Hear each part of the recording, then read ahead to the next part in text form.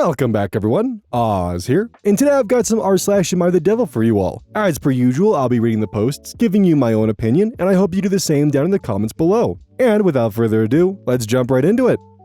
Cross posted from r/relationship advice. I, 24 female, love my boyfriend, 28 male, more than anything. But his text relationship with his batchmate, 28 female, is destroying my mental health during my final exams. I have been with my boyfriend for 4 years. He used to be my absolute favorite person, the most handsome and the most perfect man for me. I prioritized him over everything else in my life, clearing out my world to make him my number one focus. But for the last 3 years, there's been a third presence in our path. His female batchmate. I am 4 years junior to them. They have been preparing for a massive high-stakes exam together. He has no other close friends taking this specific exam, and he genuinely believes she is essential during the journey. To be entirely clear about our dynamics, they live far apart, and they do not physically meet. This is not about physical cheating, and I am 100% sure there are no romantic words being spoken. When he's with me, he gives me beautiful, uninterrupted quality time and stays completely off his phone. For 3 years, I chose to be secure. I didn't interrogate him. I willingly penalized my own happiness, choosing to see her as a helpful companion for him during his toughest academic days. Once, we got into a state where she was blocked, but we ended up fighting over tiny things instead. So I unblocked her because I cared more about his success than my own comfort. When I asked him about their constant calls and texts, he openly shows me the messages, clarifying that they're just discussing questions or about exams. But every single time they talk, his mood gets visibly uplifted and happy. And that is where the knife turns. Over 3 years, a quiet, toxic insecurity has been building a fortress inside me. Now, I've reached my absolute breaking point. I'm currently in the middle of my final MBBS exams, the most brutal, high-pressure days of my life. And I am drowning in constant anxiety. Finding out that he's calling or texting her behind my back on my busiest, most stressful days feels like a profound backstabbing of my trust. Every day, it destroys my inner peace. Even when I try to hide the pain to avoid a conflict, I fail. To deeply understand why this paralyzes me, you have to know my roots. I am an only child. Growing up, I literally used to sleep in the middle, right between my parents, to absorb all of their love and attention. I fiercely guarded my space so that a second child could never be born to steal my place. For 24 years of my life, I have never had to share love. Now my mind looks at this girl, and the primitive childhood alarm in my brain screams that I am being replaced. I have cleared it with him 1,000 times. We can work through any standard relationship issue, but a third person in our space is a hard, unyielding boundary for me. I cannot explain the psychological torture of seeing her name flash on his notification bar anymore. Yet, knowing this shit well, knowing exactly how it shatters my mental health, he still chooses to hide things and talk to her behind my back. Maybe he hides it because it triggers me. Maybe he has not done anything wrong. We are trapped in a loop of massive breakup fights almost every single week, and we still have no solution. I'm completely exhausted. I'm so intensely bored of monitoring him, so tired of asking, "Why did you talk to her yesterday?"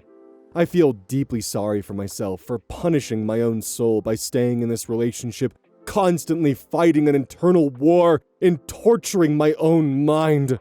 I want to make it clear, I love him more than the entire world, and right now I am simply not strong enough to leave this relationship. I had so many deep expectations of him, but I've learned the hard way that expectations always breed hurt. Meeting him taught me that you should never expect anything from anyone except your parents, not even from the person you love the most. I'm facing the distance of going home after exams soon, and the thought of his constant communication with her while we're apart makes me feel like my mind is going to completely fracture. I can never be happy in a relationship where my partner talks to another woman like this. I'm completely depleted. My mental health is hitting a rock bottom, and I feel like I have no options left. I just needed to put the raw depth of my thoughts out into the world. So, after OP posted this and then realized that none of the comments were on her side and telling her to please seek out therapy, potentially a psychologist, OP amended her post with the following. In bold, by the way. But here is the crucial context I omitted from my original post because I didn't realize how much judgment I would get. My boyfriend, 28 male, is vastly more insecure and possessive than I am. He doesn't allow me to accept requests or chat with any male batchmates. He checks my social accounts every time we meet and picks fights if a guy from my college messages me, even though I don't hide anything and never text them back. If I get a call from a man, he demands it be on speaker mode, and I do it without hesitating. Just yesterday, during my critical practice exams, a random lucky draw paired my exam patient with a male classmate. I had to take a history with him for a mere 20 minutes. My boyfriend picked a massive fight over this, completely disrupting my peace the night before another major exam. My female friends utilize male study partners to get crucial updates, study materials, and questions, giving them a heavy academic advantage, while I am denied this entirely because of his possessiveness. If his behavior with the study partner is perfectly okay, and I am the only unhealthy one, why can't I do the same thing? If I had a male study buddy and called him the way he calls her, our relationship wouldn't last a single week. Why can't I spend time on my hobbies or my own life? My final MBBS exams are just as important as his, yet I have consistently sacrificed my peace, my friends, and my routine for him. Whenever he says he wants to meet, I make time. Whenever he feels insecure or doesn't like one of my friends, I remove that person from my life without a second thought. I have done absolutely everything he has asked of me, to the point where I have no male friends left at all. I have completely emptied my world to protect his security. Hey, please break up. I really think for the sake of just everyone involved, including me at this point, you guys should just break up. I had to sit down for this part. So, like, both of you really just need to take a step back and work on how you approach relationships. You definitely need to explore a lot of just childhood anxiety that you've latched onto, sleeping between your parents to absorb all of their love. Sounds like you cock-blocked your parents to make sure you wouldn't get another sibling so you could remain the only and the bestest. Like, you should not be doing what you're doing when it comes to him and his messages with his batchmate, because you've already seen the fact that none of the messages have, like, any kind of emotional or relationship ties to them. They're not physical. There's nothing going on there besides them just working on a really stressful part of their academic career. And you know this, but you're letting it actively cause conflict and fights within your relationship. And then he is literally doing the exact same thing, and you're just going along with it and actively cutting people out of your life because, well, it's what he wants. None of this is healthy. Cross-posted from r/AmITheAsshole. Relationships. Am I the asshole for wanting to tell my 28 male, told my brothers... What? Am I the asshole for wanting to tell my 28 male, brothers, 30 male, fiance, 30 female, how I feel before they get married? My brother Fred proposed recently, and they're getting married next month. I've been thinking about telling Kat how I feel before the wedding, but I don't know if that's something I should do, or if I'm just being selfish. This is the first time I felt genuinely in love with someone. Before anyone says anything, I haven't done anything. I've never flirted with her, never messaged her privately, never tried to make her question her relationship with Fred. I know that's my brother, and I respect that. The reason I'm even thinking about this is because of how they met. It's honestly a weird series of coincidences, and I don't know if I'm looking too much into it, but part of me feels that could have been me instead of Fred. Our moms were friends when they were younger. Her mom passed away when we were young, so I never actually knew her or her family personally. Years ago, my mom wanted to introduce us because our families had a connection, but she was abroad for over 10 years studying and later working. I wasn't interested in starting a long-distance relationship with someone I'd never met, so it never happened. We also moved in similar social circles over the years, but somehow never crossed paths. She's also not really someone active online, so it wasn't like we could randomly find each other through social media. Then Fred's friend Maya, who later became a friend of mine too, tried setting him up with her high school friend, who turned out to be Kat, though neither of them knew it at the time. They were supposed to go on a blind date, but before Maya could even finalize the details, both of them ended up canceling because they met someone else at a party. Neither of them knew that the person Maya was introducing them to was each other, so when they all connected the dots later on, everyone got excited. Around that same time, I actually saw her at an eventing competition that Fred and I attended. I remembered noticing her first. Not saying that means anything, I know how it sounds, but I remember thinking she was really pretty. Fred was the one who ended up seating a few chairs closer to her, but I saw them stealing glances at each other, but nothing happened, just a random moment. Then there was a birthday party for another mutual friend. I was supposed to go, but I had an errand come up and skipped it. Fred went and she happened to be there too. That's where they actually met properly and exchanged numbers. And I think it was right after that they canceled with Maya.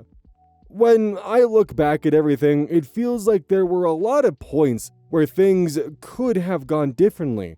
So many what ifs. If Mom had introduced us, if Maya introduced me instead, if I had switched seats with him, or if I went to that party. Most importantly, I genuinely like Kat. I can imagine myself growing old with her. She's probably one of the hottest and most elegant people I've met. She's kind, easy to talk to, and makes people feel comfortable. I know this sounds arrogant, but I also know myself. I've never really struggled meeting people. I'm more outgoing than Fred, and usually people notice me first. Fred, he's a great guy. I've always looked up to him growing up. He's smart, athletic, and successful.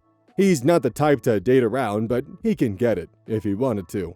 But sometimes I wonder if she ended up with him because he was the person who happened to be there at the right moment. They've only known each other for about 6 months, and they're already getting married. Maybe I'm wrong, but that feels fast to me. She's not pregnant, and they're still young. I don't understand the rush. They plan to do a civil wedding first, then the grand wedding next year. Sometimes I think the reason it feels so intense for them is because of the coincidences, but part of me thinks if I was the person she met first, maybe that same thing could have happened with me. Or maybe we could have had that too. I don't want to hurt my brother. That's the only thing that stops me.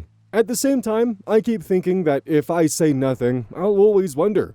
I'm not saying she secretly likes me, I honestly don't know. But I feel like before she gets married, she should know that there was another possibility. If she tells me I'm wrong and she loves Fred, then I'll accept it. Would I be a terrible person if I told her? Yes.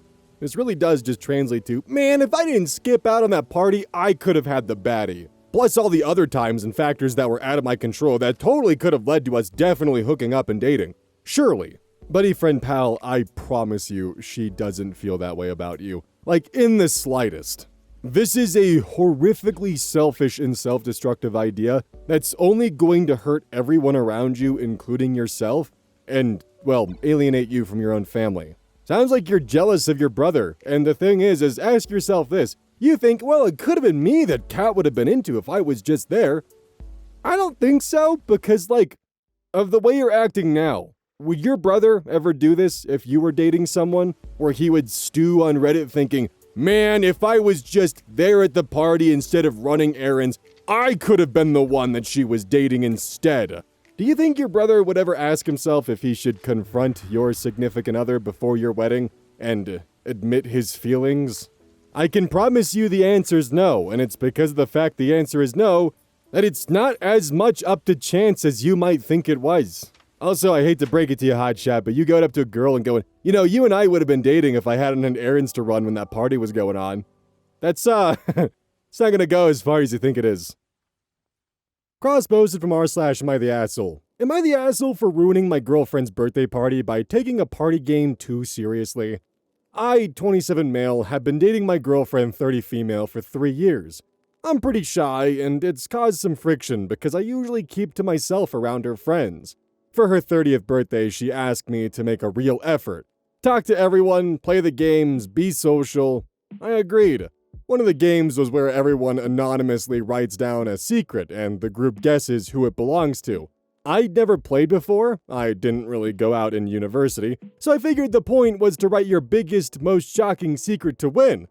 But everyone else wrote things like, I'm allergic to mango, or my mom is 1/8 Greek. Then my turn came around, and mine was, I've broken up 2 of my friends' relationships by anonymously sending fake screenshots. Jesus Christ, dude. The room went dead silent.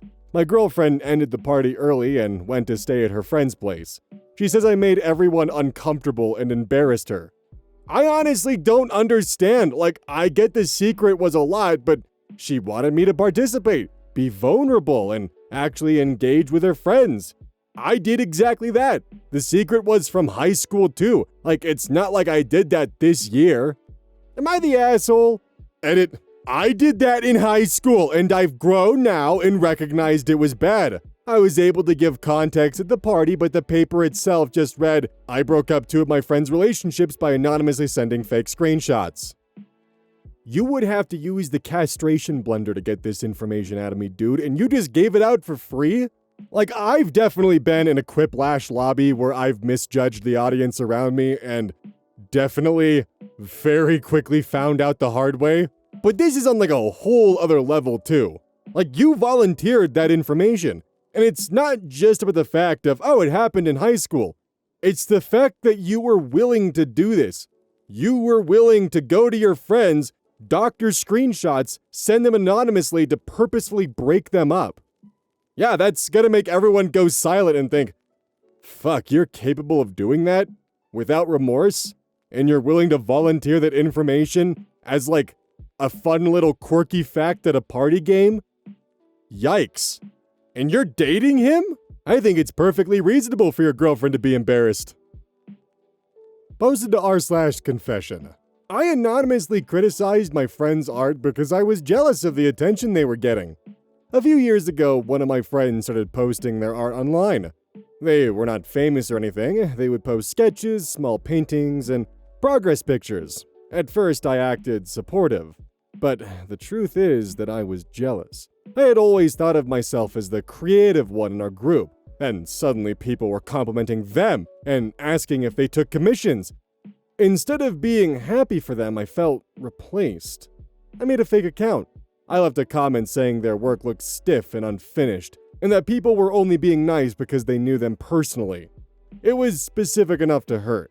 I knew exactly where they were insecure, and I aimed there. A few days later, they stopped posting as much. When they did post, they added little captions apologizing for their mistakes or saying they knew it was not very good yet. I watched that happen and still said nothing. They eventually moved on from art almost completely. I do not know if my comment was the only reason, but I know it helped push them in that direction. They never found out it was me.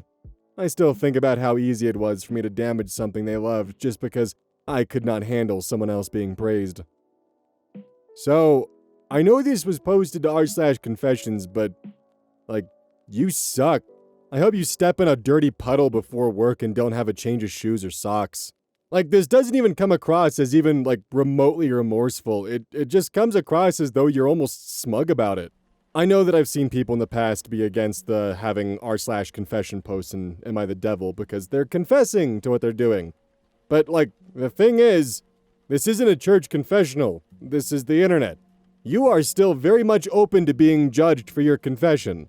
OP, you are a bad friend, and you potentially permanently derailed this person's life because of your own jealousy. Rather than seeing this as an opportunity for the two of you to collaborate or learn from each other, or to grow and, take this as a fire under you and start working harder towards your art and talent. Instead, you kneecapped them and sabotaged them, took that aluminum bat right to the kneecaps and inverted them. For what? Because your ego was bruised? So you derailed them? Just, ew. Cross-posted from r/relationship advice. I'm 21 male, in a relationship with a wonderful girl, 20 female. Wondering if I should switch to this other girl, 19 female. Hi, I really need to vent. I'll describe each one of us and the brief situation. Tell me, what do you think are the signs in a relationship or in a person that can tell me if I should end it and switch to somebody else? A bit about me.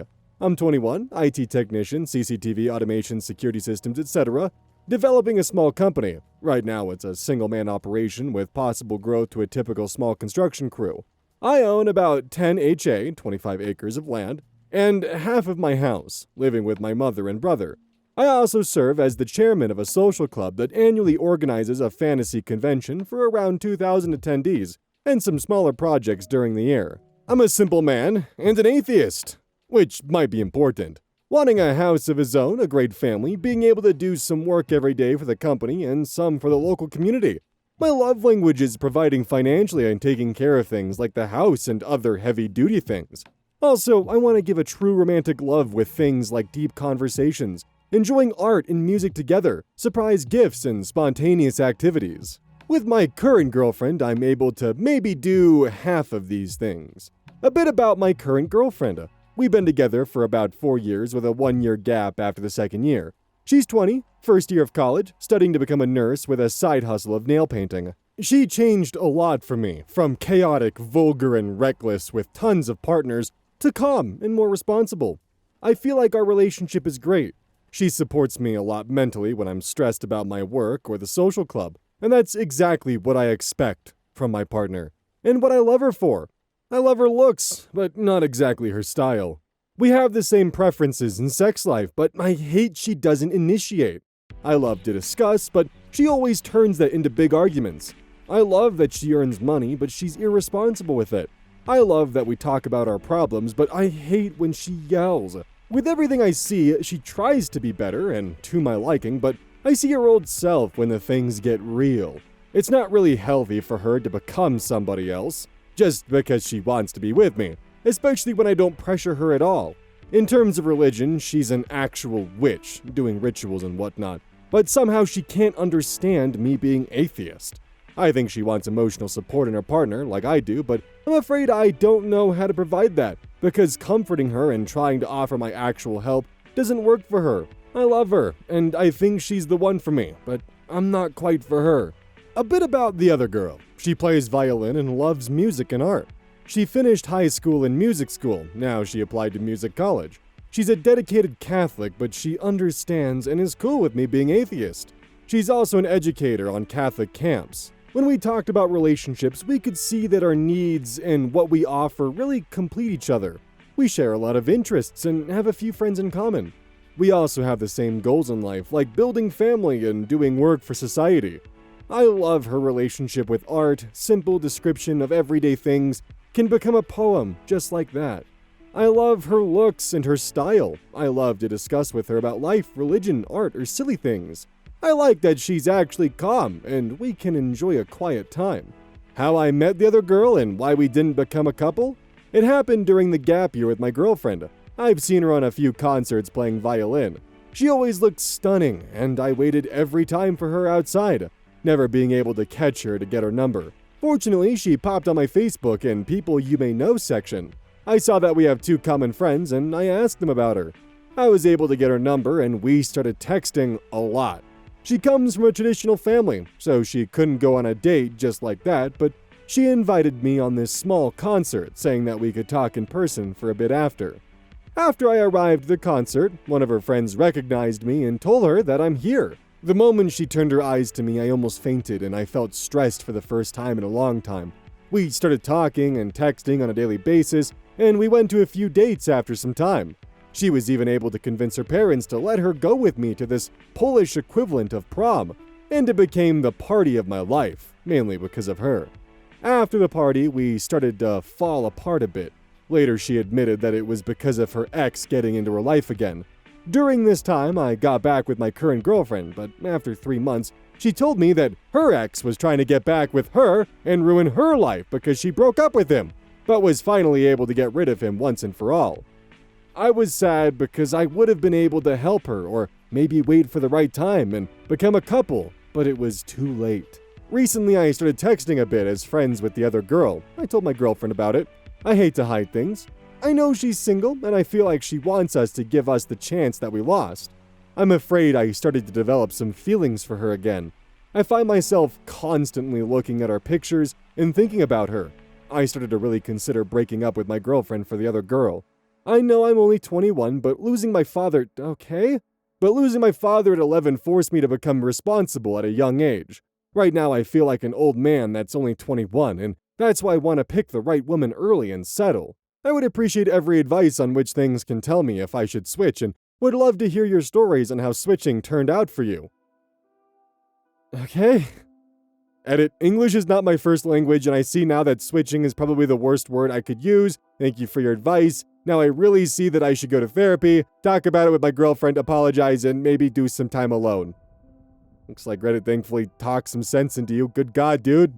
Thankfully, the term switching was just a language barrier issue. But, also, the reason why I was caught off guard with the mention of the father was just after all the lists of comparing the girlfriends between each other, and then why things happened the way they did, then, by the way, my father died.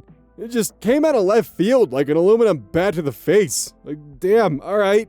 But as some real talk, the fact that you're even having this internal dilemma or dialogue means that you're not happy with your current girlfriend.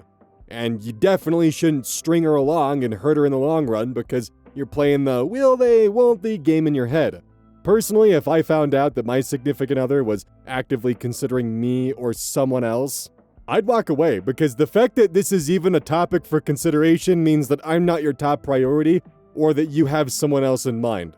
I'm not playing that game, I'm walking away. Also, as just like a final note, I don't like how much of your current girlfriend you're actively trying to change and shape and mold. Let her be herself. Cross-posted from r/AmITheAsshole, relationships.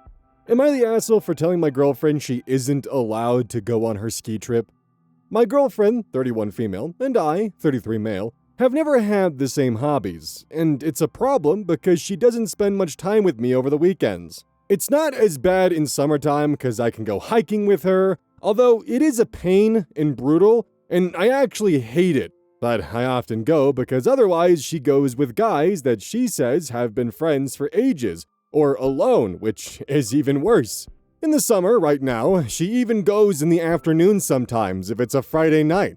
They finish work early, she'll drive into the mountains on a lunch break, do a bit of work at a cafe, and then as soon as she can get off, she goes hiking, and obviously that means she's gone all night too, until like 9 p.m. usually.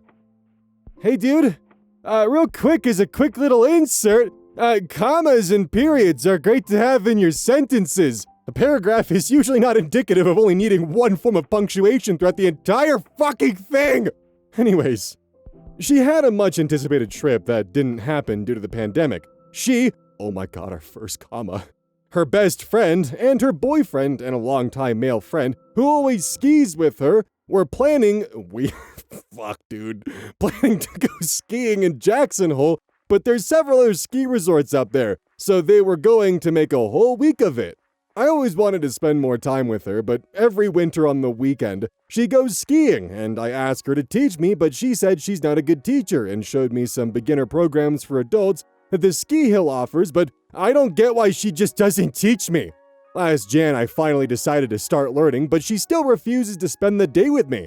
I get that it's boring for her. She's been skiing since she was like 4 years old, so she's better, but like, she'll spend an hour on the greens with me and then go off on her own, and then we'll eat lunch together. Although usually she just has an energy bar, so I can tell she feels like it's a waste of time.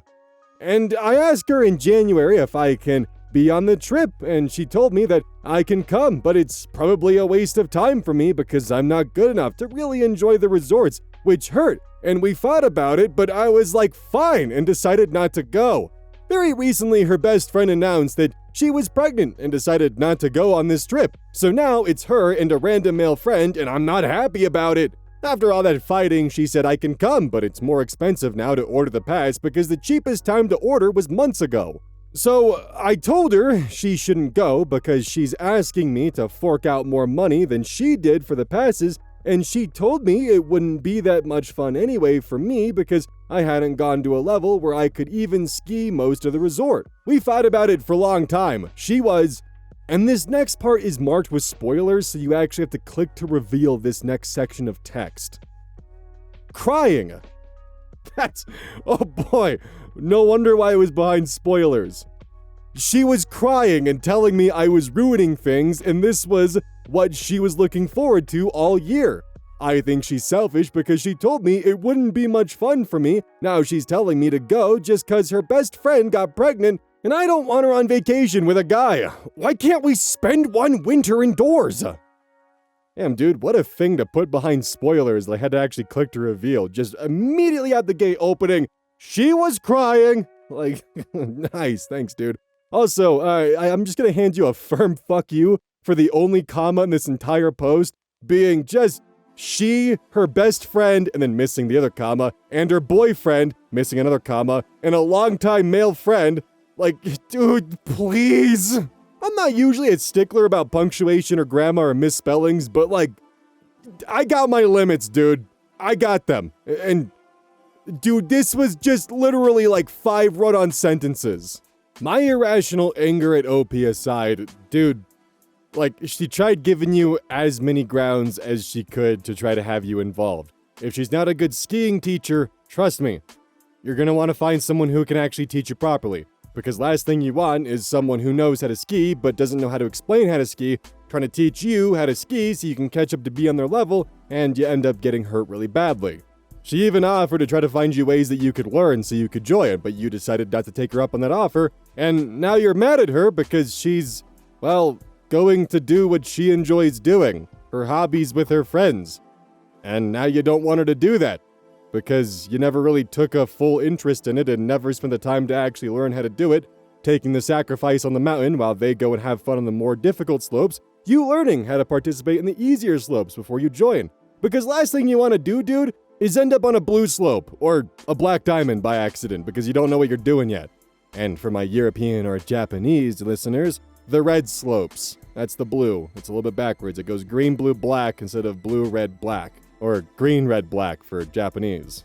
I once did a double black diamond and found out what the taste of snowboard wax tastes like. That was, yeah, that was not fun. I didn't know my body could bend that way. Neither did it. But back to the main point, dude. Like, if it bothers you that much that she has hobbies that are more outdoors, whether it's hiking or snowboarding or whatever it might be, then maybe she's just not for you, because at this point you're only going on the trips not to spend time with your girlfriend by your own admission, but to make sure that she behaves herself with her guy friends that are more interested in the outdoor activities. And you can't even argue, because you literally spelled that out, that's why you don't want her to go on these trips or why you tag along on them. Like, it's fine for you and your girlfriend to have different hobbies, but when you're actively sabotaging them, you should probably explore not just why, but if this is actually a healthy relationship for the two of you. Because right now, dude, this looks like you're just jealous of the fact that she has hobbies that she enjoys and she enjoys spending time with that don't involve you. She offered to help you find ways to learn, you declined, and now because you're not able to go and go on the same kind of slopes they're able to go on, you're now trying to forbid her from going. If I were her, I'd leave you, especially after you made me cry because I just wanted to have a nice weekend and do what I enjoyed doing. Cross-posted from r/AmITheAsshole. Am I the asshole for blaming my niece for losing my son and not his gymnastics club? My son is 13 years old but needs constant supervision because he has an intellectual disability. I'm a single dad. I work mostly from home since I need to care for my son, but the past month I've had to work abroad for a month. I asked my mother if she could take care of him, but she said because of her health, she won't really be able to give him the support he needs. My sister said she can't because of work. She offered to ask my niece. My niece, who's 19, agreed and moved him into her apartment on the sofa bed in her living room. He goes to after-school activities. He does gymnastics, a drama group, and football, as well as a youth group for disabled kids that teach general skills. She's been taking him to all of these groups, and he's homeschooled by a private tutor, so due to the circumstances that has come around, the tutor isn't okay with being left home alone with him, so she's been with him 24/7. Apart from the drama group and the youth group because they're the ones that cover chaperones. I understand she's probably stressed out, but in gymnastics last week, which was the last week she had to take care of him, for literally a few days before I would come back, she lost him. I've seen the security footage they showed to prove it wasn't their neglect. Basically, what I saw in the footage was my niece was watching the gymnastics practice from the viewing area, which she was aware for gymnastics, there's not chaperones, so for him, we stay in the viewing area to make sure he's okay, as eyes can't be on him at all times. In the footage, you see her go outside and her boyfriend comes, and they hang out and kiss and vape and stuff. My son goes to the viewing area to get water, sees my cousin isn't there. As this is happening, he leaves to go outside through the main entrance, but then my cousin goes back in through the side entrance. He wanders off through the streets to go find her without telling the gymnastics group he's leaving. She doesn't even realize when she's back in the viewing room he's gone until a coach comes up and asks where he is. She panics and tries looking for him but can't find him. After that, she called the police and called me crying and having a panic attack. I immediately told my boss I'm going home ASAP, early. Luckily, my niece called and said the police found him. He had gone to a coffee shop he knows she likes, and she always went to with him after gymnastics, so he went there thinking she'd gone there once gymnastics was over. I said I still need to come home, she can't be trusted. When I got back, I started shouting at her. She started crying, saying it's not her fault, she was just outside and the gymnastics group shouldn't have let him wander off. I asked the gymnastics team about it, which is when they showed the CCTV mentioned. I said to her it seems it's her fault, and she knows that he's not supervised at all times there. That's the point of the viewing room, and she should have been watching. My sister says I'm being harsh, and it was an accident. Sally the Worst has grabbed some of OP's comments. For those of you who may not be aware, Sally the Worst is a frequent contributor on r/AmITheDevil, and they'll grab comments from the other posts to kind of give more context that might be missing. Copied verbatim from OP's comments. Info. So, the cousin has been taking care of him full-time for a month with no pay? Does she also have a job and is having to pay for his needs? OP responds, I've been paying her. Commenter. You're the asshole. You shouted at her after the gymnastics team lets him go outside without any supervision? Is he normally brought to you/the niece when the lesson is over? Why was no one watching him? The niece was right outside near the side entrance. The fact he wandered off is not her fault. She called the police and had a panic attack. She clearly felt bad for what has happened. If your son is that intellectually disabled as you claim, then someone at the gymnastics group should constantly watch him. OP responds, he knows to go to the viewing room to find us, and the gymnastics teachers allow him to go to the viewing room if he needs, knowing for the last month, my niece would be there. Commenter. You're the asshole. What disability allows your son to be involved in football, gymnastics, and drama but requires 24-hour supervision? Do you have to watch him sleep too? Shower? Poop? Why wouldn't you take your son with you? If he wanders off this much, you should have a GPS tracker, like an AirTag on him, at all times. OP responds, the groups are inclusive to him. They're not competitive ones, just for fun and skill building. They're gymnastics and football ones, he's in beginner classes, and the drama group he's just in the dances and stuff in the background in the house. It's not so big of a deal. He can have privacy, go to the toilet and sleep on his own and stuff. But he needs help with some day-to-day stuff, and in public needs to be monitored so he doesn't get lost. I would have liked to have taken him with me, but I couldn't. Commenter. Why doesn't this inclusive gymnastics group have more chaperones or teachers? Surely your son isn't the only student with the tendency to wander off. And if he is the only one, he needs a one-on-one chaperone other than your niece while he's taking the class. OP responds, by inclusive I mean it's for everyone. They allow anyone to join, but he's the only one with a disability to my knowledge. Commenter. Enough to justify her never being able to take a few minutes to herself for weeks on end? In regards to payment, OP responds, £150 a week, not including the cost of his upkeep. I'm sorry, did you say a week? Next commenter, wow, £20 a day for childcare of a teen boy with a mental disability. Hello, hormones. Food and transport as well as the loss of her living room. Poor girl. Yeah, she messed up, but there's no way I could have handled that pressure at 19. And I'm a parentified oldest daughter. OP responds, I covered the food and travel and everything. The £150 is just for her to get what she wants with. Judgy McJudgy Pants follows up to Sadly the Worst comment with one final. Follow up to the last.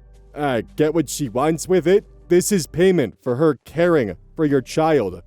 It's not a job though. She wasn't expecting it to be one.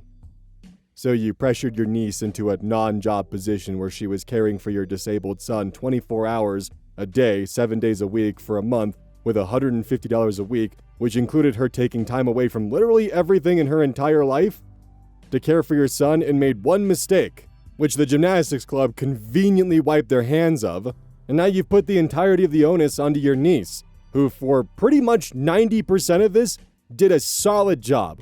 She just made the mistake of using the side exit to just spend some time with her boyfriend and try to relax after a month of taking care of your son.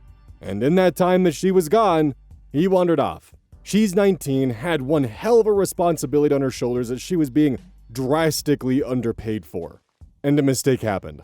She made the assumption that because he was within the gymnastics club, that he would at least be supervised by them while she stepped out, and she was incorrect. Not to mention, by your own admission, it's literally not her job. So on another note, because the more that I think about this, the more that I feel that this is just such an unfair situation to put onto her shoulders. What if she had to go to the bathroom and was out for that 10 to 15 minutes, not outside, but in the bathroom? Would you have hounded her then?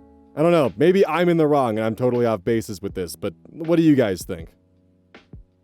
Oh boy, it's the outro. Do you know what that means? It's outro time. And in the outro, we do outro things, like random tangents, or talk about the fact that it's the outro. More specifically, though, as we talk about the fact that we're in the outro, I mentioned that usually within the outros, that this episode is sponsored by GamerSupps, or partnered with GamerSupps, more of. And you should use code OZ at checkout for 10% off. And I'll usually explain in the outros they have caffeine-free flavors and, caffeine flavors, and you can get 100 servings for $40. 10% off for $36 with code OZ at checkout. And yeah, it's pretty good. Actually drink the product, actually enjoy it, big fan of it. But those are the usual talking points that I have in outros. So just, kind of a fun little fact there. Also, on another note, yesterday a lot of you made it very clear that I said hyperbole instead of hyperbole. I know it's hyperbole, but my brain just sometimes autopilots and reads it wrong. And on top of that, it's not fucking fair that it's hyperbolic and then hyperbole. Like hyperbolic, hyperbole, they're what the fuck?